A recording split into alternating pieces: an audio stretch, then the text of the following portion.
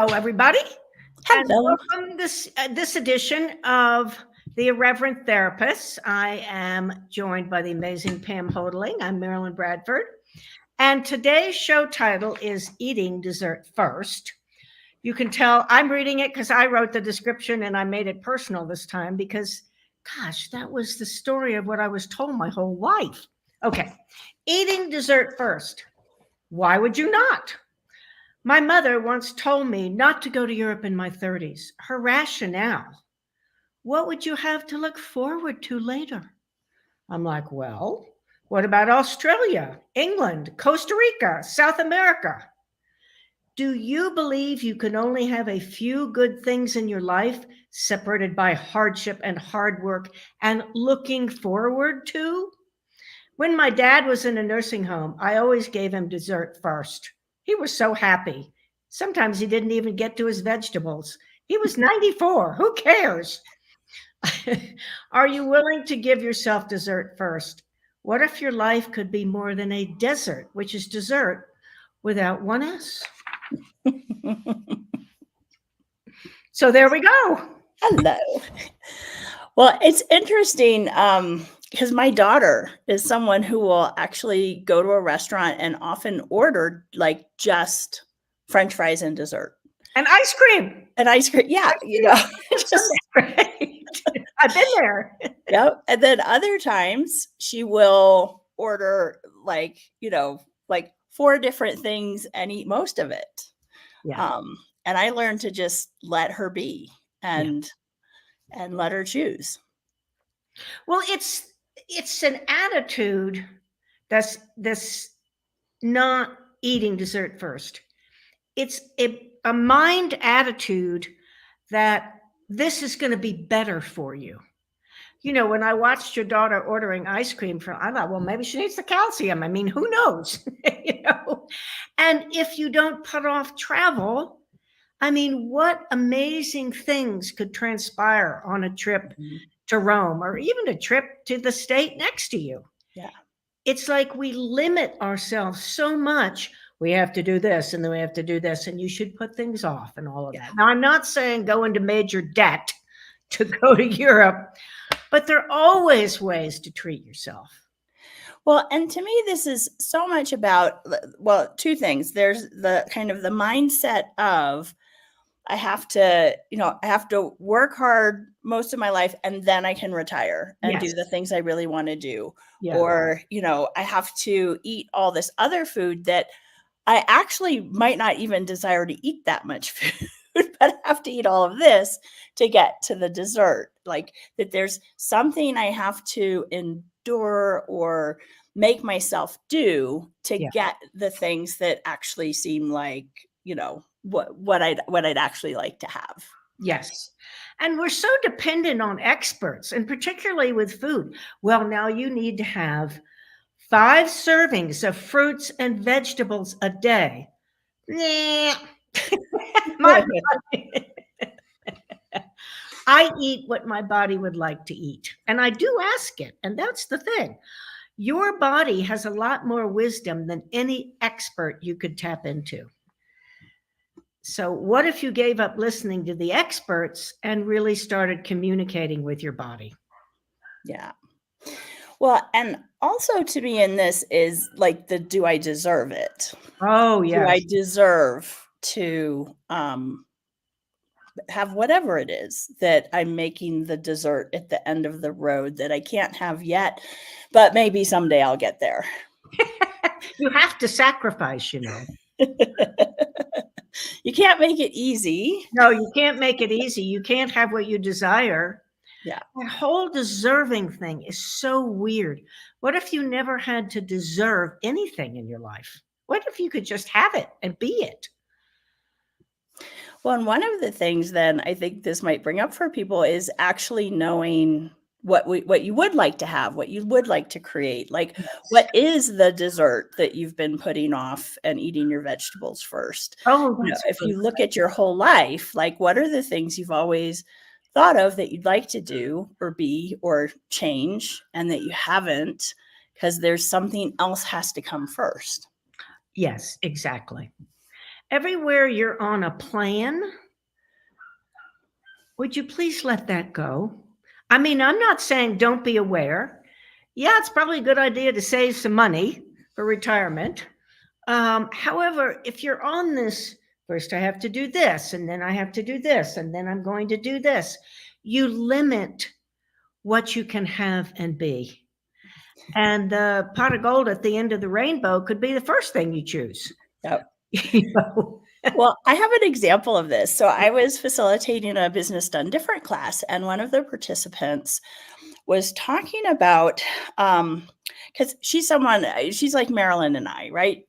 Travel around, work here and there, do classes, facilitate classes. And like, for us, our day is our own. We can schedule things however we would like to. And she has a family member who's living with her for a little while. And she talked about like feeling really like having something come up when her family member came home at 2 PM, and my friend and class participant was sitting there watching Netflix, right? Because that's, like a lot of us are like, okay, I have to get all the work done today, and then I can do something relaxing. Yes. What she's aware of is as she goes along her day, doing some work, doing some time for herself, doing some work, like that is actually creating her ability to work even more and greater. Yes. But it doesn't fit the 9 to 5 work concept. That's such a good point, Pam, because I do exactly the same thing. Yeah. I'll work a lot in the morning, and then sometimes I'll go out for lunch. I might even have a glass of wine. I'll come home, I'll take a nap, and then I'm like, all right, now I'm happy and fit to do some more. Yeah.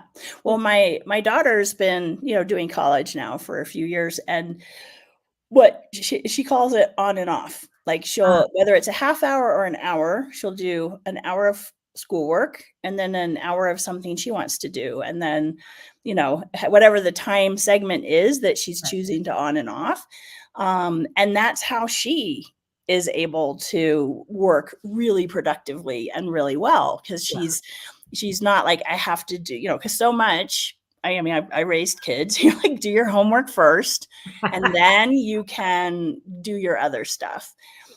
So what if actually acknowledging what the things that bring you and your body joy, that relax you, that are fun for you, that interspersing those can actually, help you be in better shape for everything else going on.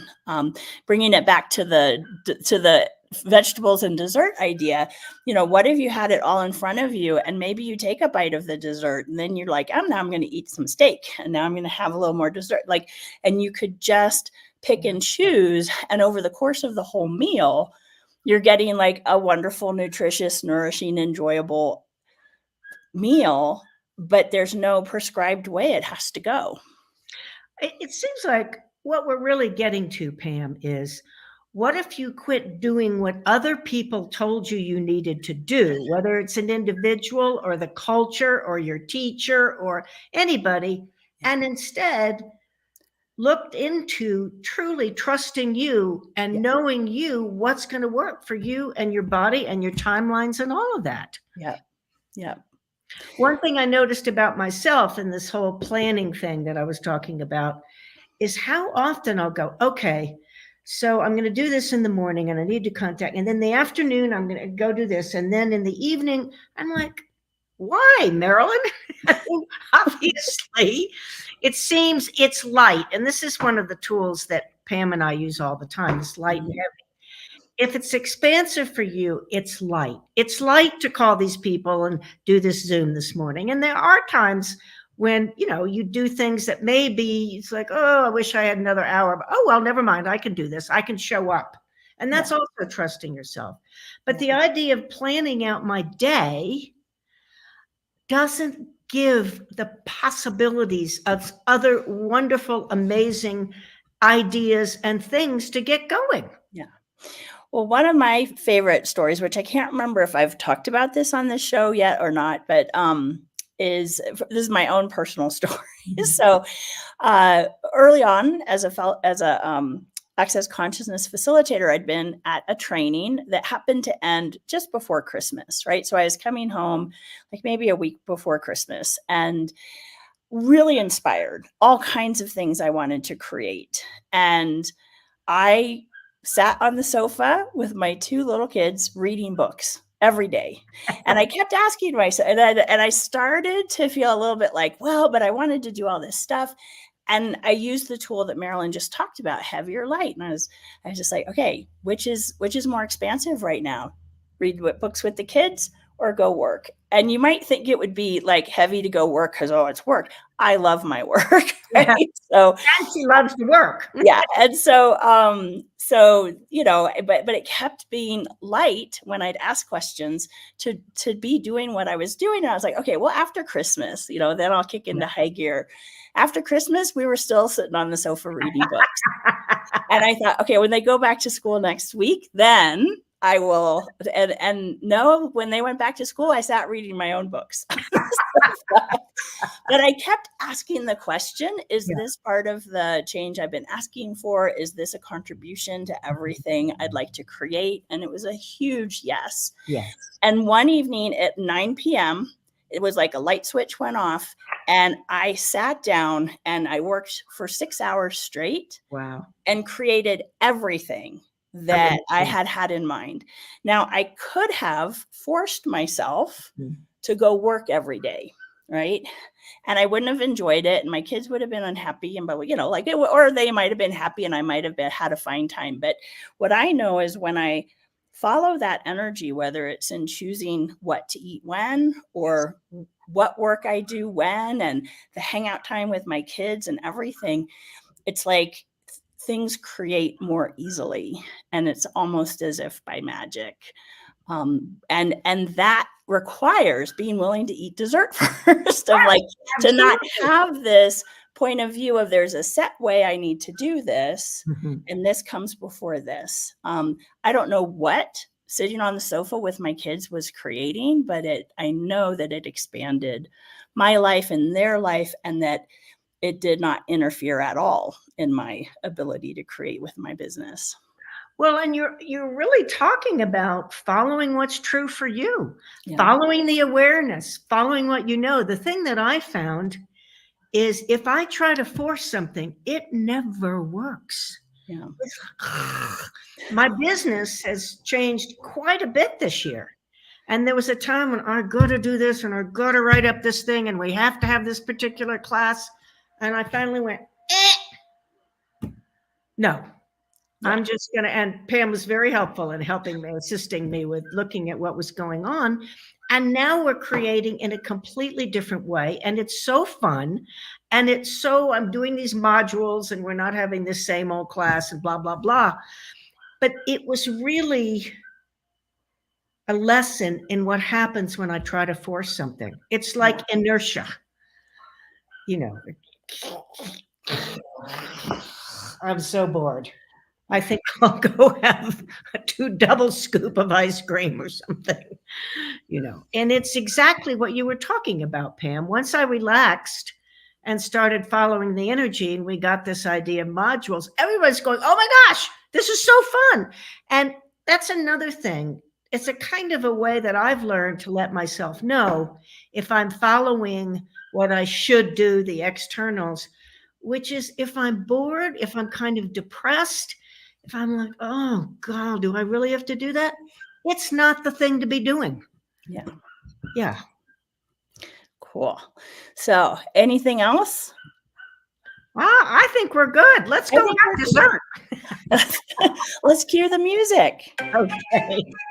Thanks, everyone. Bye. Time.